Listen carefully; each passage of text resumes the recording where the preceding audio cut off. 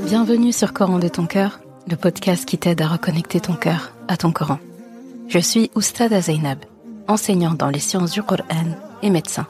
Et depuis plus de 15 ans maintenant, j'apprends aux femmes à comprendre et à vivre leur Coran au quotidien. J'ai la ferme conviction que le Coran est la clé d'un cœur apaisé, d'une vie alignée et d'une relation saine et belle avec Allah subhanahu wa ta'ala. À travers ce podcast, je t'invite chaque semaine à puiser dans les merveilles de notre Coran et dans les sagesses de notre bien-aimé Muhammad sallallahu alayhi wa sallam, pour redonner un nouveau souffle à divers pans de ta vie. Prends donc ce temps pour toi et belle écoute. Assalamu alaikum wa rahmatullah. J'espère que tu te portes bien ce vendredi. Alors aujourd'hui, dans l'épisode d'aujourd'hui, je voulais aborder quelque chose.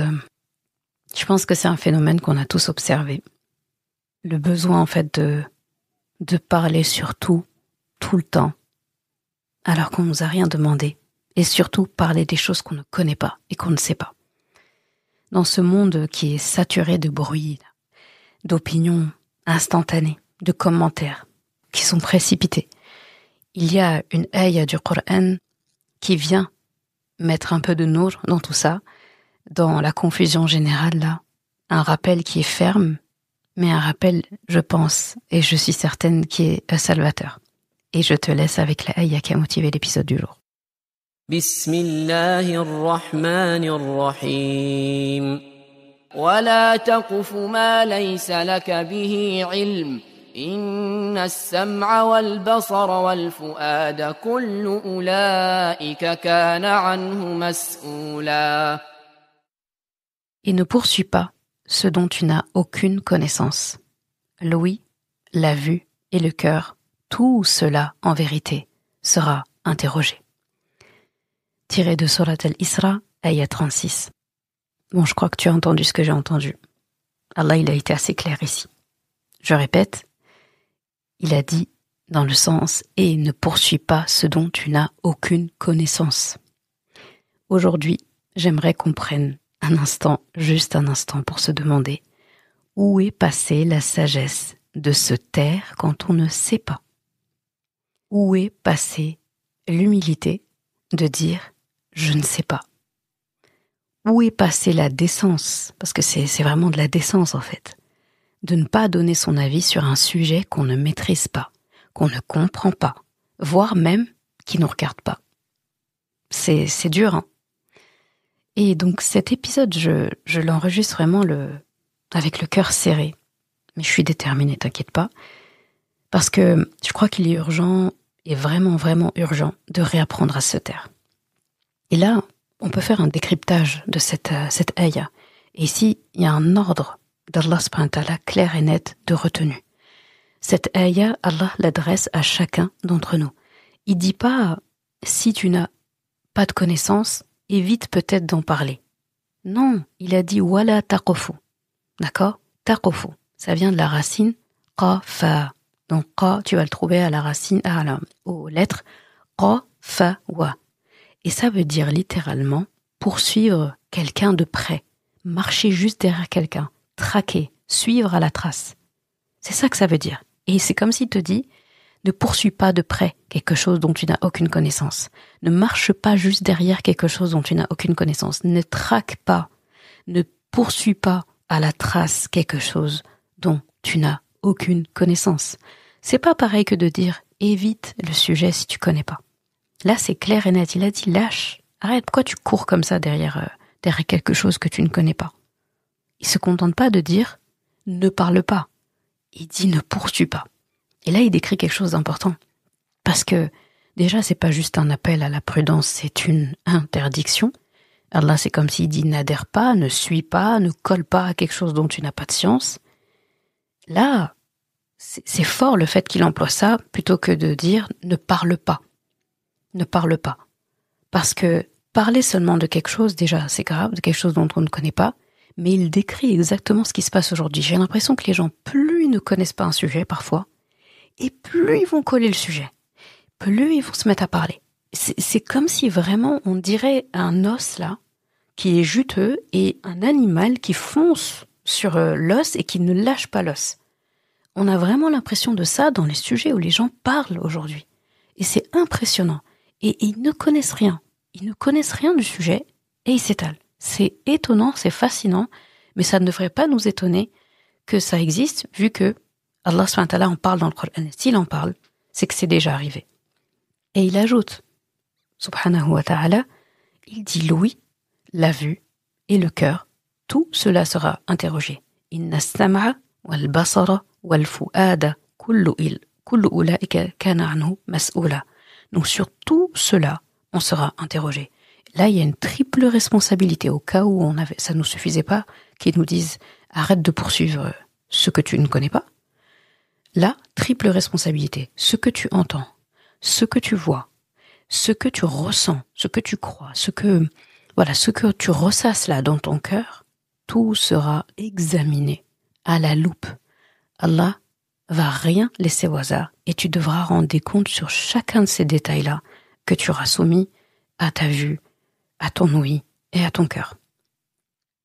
Donc aujourd'hui, comme je disais, j'ai l'impression, et peut-être que tu partages aussi cette impression, que plus les gens ne savent pas, plus ils parlent. Il y a des polémiques tous les jours, des accusations qui volent partout, des mots violents, des jugements qui sont pour le moins hâtifs. Et il y a toujours quelqu'un pour dire « Moi, je pense que je suis pas expert, mais je suis pas concerné, mais les réseaux sociaux, et ça c'est déplorable, ils ont effacé les frontières entre le savant et l'ignorant, entre le sage et l'impulsif, entre le juste et le polémiste. Et aujourd'hui, l'opinion d'un homme ou d'une femme profondément enracinée dans la science, dans la pudeur, dans taqwa Allah, est mise au même niveau que la parole d'un internaute anonyme qui n'a aucune éthique, qui n'a aucune compétence dans le domaine et qui n'a aucune conscience. On parle de religion, on parle de hijab, de djihad, de divorce, de relations humaines, de santé mentale, de médecine, de finances même. Et qui est-ce qu'on invite à parler ? Quelqu'un qui n'a ni le vécu, ni la science qui est adéquate, ni la responsabilité religieuse. Il m'est arrivé de tomber des fois sur des extraits d'émissions sur YouTube et où on parlait du hijab. Et je me rappelle très bien je pourrais pas dire c'est quelle émission, je me rappelle pas de l'émission par contre, mais en tout cas ça parlait de hijab. Et parmi les invités, il n'y avait pas de personnes qui portaient le hijab, mais parmi les invités, il y avait un agriculteur, il est engagé dans son écologie lui, et c'est à lui qu'on a demandé, c'est à lui qu'on a interrogé. Donc on a interrogé un homme non musulman sur ce que vivent les femmes, ou plutôt ce que font vivre les femmes musulmanes qui portent le hijab en France. Et là, le plateau, il était là, il était prêt. Donc en fait, c'est comme si le plateau qu'on tendait là, il était prêt à produire un avis, prêt à fabriquer de l'indignation, parce qu'aujourd'hui c'est ce qu'on fait dans les plateaux télé. Et là, je me suis dit, mais on est tombé bien bas. Vraiment. Parce que même le choix de qui parle aujourd'hui, c'est un outil de manipulation. Et là, je pense que tu seras d'accord. Se taire, c'est vraiment un acte. C'est un acte de iman. J'aimerais dire quelque chose d'assez clair ici. Se taire, quand on ne sait pas, c'est une forme de taqwa. C'est une forme de crainte d'Allah. C'est la conscience d'Allah. Tu veux tellement pas décevoir Allah que tu vas te taire quand tu ne sais pas. C'est une forme de rahma envers soi-même et envers les autres aussi. Et celle ou celui qui dit « je ne sais pas », c'est une personne qui s'est placée sous la protection d'Allah. Parce que parler sans savoir, c'est mettre en danger sa langue, son cœur, son honneur et parfois la réputation de quelqu'un d'autre. Et le prophète sallallahu alayhi wa sallam a dit « il suffit à une personne », et ce hadith il me fait peur à chaque fois, « il suffit à une personne comme péché de rapporter tout ce qu'elle entend ». Je répète, il suffit à une personne comme péché de rapporter tout ce qu'elle entend. Et dans une autre version, pour le même hadith, il dit « il suffit à une personne pour être qualifiée de menteuse le fait de rapporter tout ce qu'elle entend. » Donc, dans une version, il dit un péché, dans une autre version, il dit que c'est assimilable à un menteur. C'est-à-dire parce que répéter tout ce qu'on entend, on prend le risque effectivement de et répéter tout ce qu'on entend sans vérifier. On prend le risque qu'une bonne partie de ce qu'on répète soit en réalité faux. Mais juste je l'ai entendu, je l'ai répété, je n'ai pas à vérifier l'information, alors le prophète sallallahu alayhi wa sallam a dit tu mens. Quand bien même la chose était vraie au final, pourquoi il y a un mensonge? Parce que tu n'as pas vérifié et toi au moment où tu répètes, tu n'as pas la certitude que c'est vrai. Donc jusqu'à preuve du contraire, c'est faux. Rappelle-toi tout ce que j'ai dit dans Surat Nur, dans la série de Surat Nur. Attention, quand on n'a pas les témoins, on parle pas. Ça veut dire de facto que c'est faux. Et s'il y a des preuves, c'est autre chose. Et même s'il y a des preuves, très souvent la manière dont on va rapporter et répéter ce qu'on a entendu, c'est rarement exactement comment on l'a entendu. La manière dont on le rapporte, c'est rarement exactement comme on l'a entendu. Donc, il y a des risques de rajouter des trucs dedans, ou de modifier, ou d'avoir oublié des détails qui sont importants et qui font que le discours est complètement différent. Et là, c'est le mensonge. Donc, attention à ça. Et dans un autre hadith que tu connais aussi, il dit que celui qui croit en Allah et en le jour dernier dise du bien ou se taise. Là, c'est clair. فَلْيَقُلْ خَيْرًا أَوْ لِيَصْمُتْ. Donc, il n'a pas dit « parle si tu veux ». Il a dit « tais-toi ». Quelque part, il t'a dit « tais-toi ». Si tu crois en Allah et en le jour dernier, soit tu dis du bien, soit tu te tais. Et ce silence, c'est pas un vide. Parce qu'on a l'impression aujourd'hui, les gens, ils ont du mal avec le silence. On a besoin de meubler. C'est presque gênant d'être avec quelqu'un et il y a, 2 minutes qui passent et il n'y a rien. La personne, elle ressent le besoin de parler. On s'ennuie, on n'arrive plus, on se sent limite inconfortable, anxieux, quand on ne parle pas, on a besoin. Et des fois, le silence, ça fait du bien, c'est thérapeutique en fait, de se taire. Même entre deux.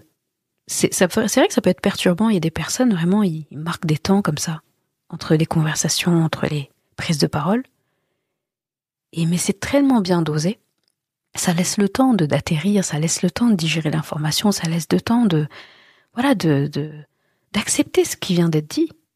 Mais aujourd'hui, tout est fait pour que tu n'aies pas le temps. Quand tu regardes la consommation, moi je me rappelle du temps par exemple sur les réseaux sociaux, il y avait des IGTV, il y avait des vidéos longues, des trucs comme ça. Maintenant, les gens ils ont du mal même à terminer une vidéo de 30 secondes là. C'est pas assez rapide. On a envie de dire à chaque fois la personne abrège limite. Donc tout va trop vite. Tout va trop vite. Donc le silence, c'est pas du vide inutile comme ça. C'est une protection. C'est une sagesse. Et c'est de la maturité. Et donc, pour en revenir à ce que je disais tout à l'heure par rapport à la parole, moi je pense qu'il faut rétablir une certaine hiérarchie de la parole. Il faut qu'on le dise franchement. Toutes les paroles ne se valent pas. Je suis désolée, c'est pas une histoire de liberté d'expression ou quoi. Toutes les paroles ne se valent pas. Tous les avis ne se valent pas. Tous les esprits aussi, les gens qui pensent et qui parlent, tous les esprits ne se valent pas. Dans le Coran, Allah subhanahu wa ta'ala dit, sont-ils égaux ceux qui savent et ceux qui ne savent pas? Donc, hal yastawi. Est-ce qu'ils sont égaux, ceux qui savent et ceux qui ne savent pas? Il dit ça dans Surat Az-Zumar. Donc, le musulman ne doit pas être un micro qui répète tout ce qu'il entend. Il ne doit pas être un cœur qui est habité par autre chose que le Nour et le Furqan. Donc, la lumière et le discernement. 2 sourates qui suivent d'ailleurs. Donc, c'est un honneur immense qu'on doit préserver. Ne pas parler à la légère. C'est ça, c'est honorable, je trouve, ne pas parler à la légère. Et si tu doutes, si tu sens que tu n'as pas tous les éléments, les bases, la compréhension pour le sujet que tu veux aborder, pour la chose que tu veux dire, retiens-toi. Franchement, retiens-toi. Je nous appelle vraiment à l'introspection dans tout ce sujet-là. Vraiment, toi qui m'écoutes, avant de cliquer un jour sur commenter, avant de dire à voix haute ce que tu penses, avant de partager une rumeur, une analyse ou un avis, demande-toi, est-ce que je sais? Est-ce que j'ai la science? Est-ce que j'ai vérifié? Est-ce que mon cœur est à sa juste place ici? Sinon, ne poursuis pas. Un conseil, ne poursuis pas. Laisse, détache-toi. Parce que, à la fin, c'est Allah subhanahu wa ta'ala qui s'occupe de tout. Il est mieux de laisser, de te détacher et de garder ton cœur propre. Parce que Allah va t'interroger sur ça. D'ailleurs, il dit « Inna as-sam'a wal basara wal fu'ada ». Et quand tu as remarqué, Il n'a pas dit qalb, wal qalba, il a dit wal fu'ada. Fu'ad, c'est traduit par cœur aussi. Mais fu'ad, ça vient de la racine fa'ada. Et ça veut dire quelque chose qui brûle, qui se consume, quelque chose qui se consume de l'intérieur. Quelque chose qui déborde. Et les savants et les experts de la langue arabe expliquent que quand on parle de fu'ad, donc quand on décrit le cœur comme un fu'ad et non comme un qalb c'est vraiment dans le sens de l'organe, aussi les émotions, mais c'est la partie organique, c'est la partie pulsatile du cœur, et la partie émotionnelle quand ce sont des émotions qui sont maîtrisées, des émotions qu'on ne peut pas gouverner, dans le sens où ressentir de la joie, de la tristesse, de la colère, etc., tout le monde le ressent. Quand on parle de fu'ad, on parle de toutes les émotions qui sont tellement fortes qu'elles nous brûlent de l'intérieur, elles sont en excès. Et donc, autant Allah SWT va pas nous juger sur la survenue de la colère, sur la survenue de la tristesse, sur la survenue de la joie. Parce qu'en fait, ça, on peut pas décider. C'est comme là, tu ressens de la surprise parce qu'on t'a surpris, tu vas pas être jugé sur le fait d'avoir été surpris, tu l'as pas créé. De la même façon, tu apprends une mauvaise nouvelle et tu es triste. Tu ne vas pas être interrogé par Allah SWT sur pourquoi tu as ressenti de la tristesse. Pourquoi tu as ressenti déjà? C'est pas toi qui décides de ressentir. De la même chose, il y a une injustice et tu ressens de la colère. T'as vu, j'ai pas dit tu te mets en colère ou tu déploies ta colère. J'ai dit tu ressens de la colère. Le moment où tu ressens de la colère, tu ne peux pas décider de ne pas ressentir la colère. Tu vas la ressentir parce que c'est là l'émotion normale pour cette situation. Donc là, c'est du qalb. Tout ce que tu ressens à ce moment-là, toutes ces émotions que j'ai citées, ils sont dans ton qalb. Donc Allah ne va pas juger le qalb. Il va juger le fu'ad à ce moment-là. Fu'ad, c'est tout ce que tu auras laissé déborder. Si tu prends un verre là et que tu le casses contre le mur par colère, donc là, cette fois-ci, c'est pas seulement tu ressens de la colère, c'est que tu as laissé déborder ta colère. Là, tu vas être interrogé sur ça. Surtout les conséquences que ça peut donner de faire ce geste, de frapper, de crier, d'insulter. Voilà, quelqu'un, il est en colère, il insulte. Il pourra pas dire à Allah, mais en fait, c'est mes émotions. Toi-même, tu nous as dit, voilà, tu nous as créé des émotions, on a des émotions. Pourquoi tu me juges sur les émotions? Il va dire, attends, tu as ressenti de la colère, mais qui t'a dit d'insulter ce fils d'Adam ou cette fille de Adam que tu as insulté? Tu vas dire que c'est moi qui t'ai demandé de faire ça? Non. C'était la partie fu'ad. Tu vas être jugé sur ça. D'accord? Donc il dit Louis, la vue. Là, franchement, c'est vraiment très, très logique qu'il mentionne ces deux sens-là. Parce que l'ouïe et la vue, tu les mets ensemble, ils peuvent faire les meilleures choses de la terre et ils peuvent faire les pires dégâts du monde aussi. D'accord? Là, on parle de ce qu'on ne sait pas. Et quand les gens commencent à parler de quelque chose de ce qu'ils ne savent pas, ça va être sur ce qu'ils ont entendu ou ça va être sur ce qu'ils ont vu. Ces deux organes-là, ces deux sens, sont à l'origine d'énormément de dégâts. Et aussi énormément de bien. Et donc, comme je disais, le but, quand tu ne sais pas quelque chose, c'est d'appliquer ce qu'Allah a dit, ne le poursuis pas. Et la meilleure façon de ne pas poursuivre et courir et suivre à la trace quelque chose, c'est de s'asseoir. Si tu ne veux pas courir, la différence de courir, c'est s'asseoir. Tu t'assois, tu t'arrêtes. Donc tu te détaches de tout ça.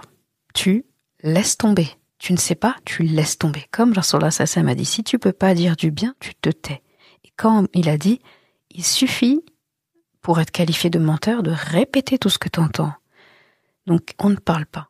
Et la ayah où Allah dit, ne poursuis pas.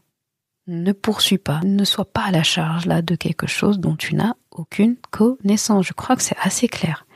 Eh bien, laisse, détache-toi, assieds-toi. Et garde ton cœur propre. Garde ton qalb propre. Garde ton fu'ad correctement maîtrisé. Parce que tout ce qui dépasse la ligne de sécurité, là, au niveau des ressentis, va être l'objet d'un jugement d'Allah subhanahu wa ta'ala. Donc, Inch'Allah, j'espère que cette ayah-là nous servira de repère dans un monde où tout le monde parle trop, mais peu écoute vraiment.